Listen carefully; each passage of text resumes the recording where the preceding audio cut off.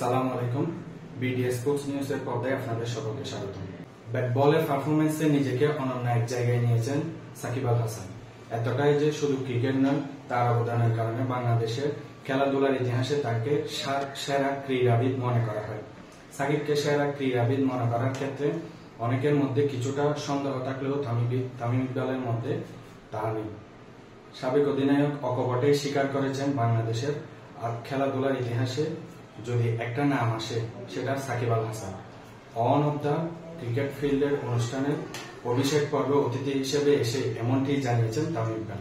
নিজেদের সম্পর্কের অবনতিকে দূরে সরিয়ে রেখে বাঁহাতি ওপেনার বলেছেন, তার সঙ্গে আমার সম্পর্ক সবসময় ইতিবাচক ছিল। আমি অনেক কিছু শুনি, মানুষজন বলে ওরা তারকা হচ্ছে, এজন্য দুজনের মধ্যে কনফ্লিক্ট রয়েছে। আমার এটা মনে হয় না। কখন এই জিনিসটা হবে? যখন আমরা নিজেকে সেরা দাবি করবো, বাংলাদেশের সেরা দাবি করবো। যদি নিজেকে বাংলাদেশের সেরা দাবি করে, নিজেকে কখনোই সেরা মনে করি না, এমনটাই জানিয়েছেন তামিম ইকবাল।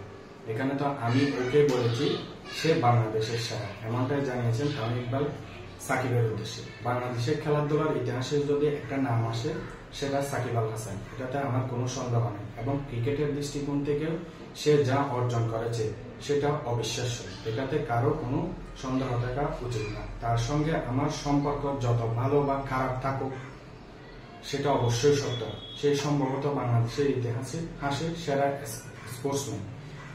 আমাদের সম্পর্ক খুব শীঘ্রই আবারও ঠিক হয়ে যায়। এক সংবাদ সম্মেলনে বলেন, বাংলাদেশ দলে আমার যখন অভিষেক হয় তখন মাশরাফি ভাইয়ের অধীনে খেলেছি, এরপর অনেক অধিনায়ককে পেয়েছি।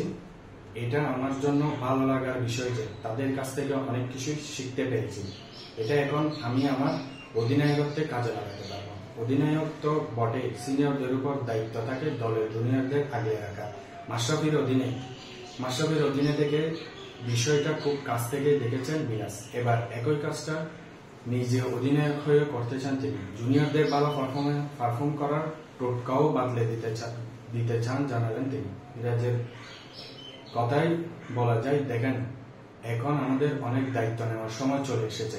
অনেক আন্তর্জাতিক ক্রিকেট খেলেছি, 8-9 বছর ধরে খেলেছি। যারা জুনিয়র আছে তাদের অবশ্যই পারফর্ম করতে হবে, সেটা সাজেস্ট করব।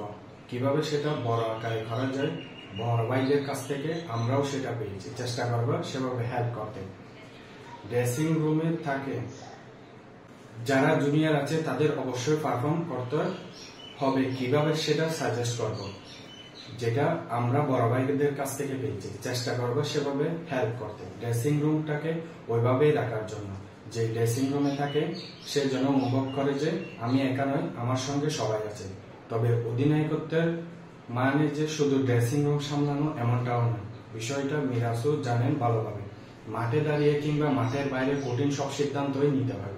তিনি এক্ষেত্রে হাঁটতে চান মাশরাফিদের দেখানো পথেই।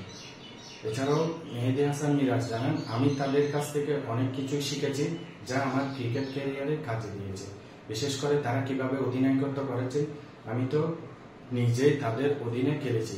এই ওয়ানডে ফরম্যাটে তা কাজে লাগবে। তারা কঠিন সিদ্ধান্তগুলো কিভাবে নিতেন তা ভালোভাবে দেখেছি। এই সিদ্ধান্তগুলো খুবই গুরুত্বপূর্ণ, আপনি সেই সিদ্ধান্ত কিভাবে নিচ্ছেন সেটাও গুরুত্বপূর্ণ।